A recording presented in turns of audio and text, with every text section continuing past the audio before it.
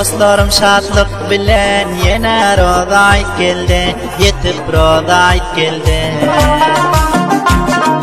Biz taraftan mübarek bolsun Roza aydınız, mübarek bolsun idiniz. Saçak süfre yazılıp üstü imişten doldu, saçak imişten doldu.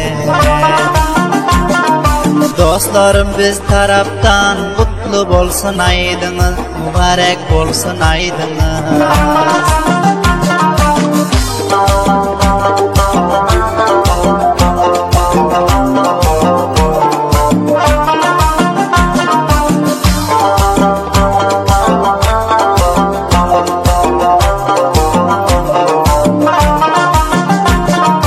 Misafirler yünden uzak ya din davara, ya dinler davara.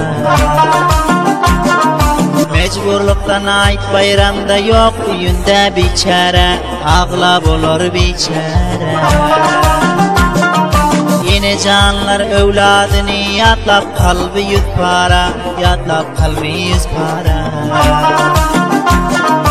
Ayrı çekiyon misafirler kutlu bolsun haydınız, mübarek bolsun aydınız.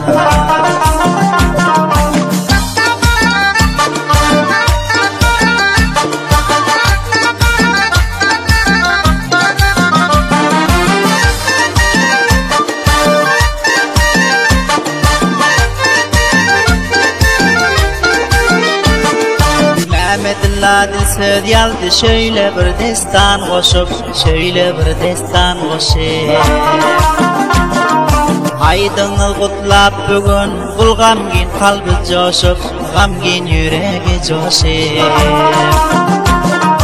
Her Müslüman öyünde katlama boğursak bişip, katlama boğursak bişip.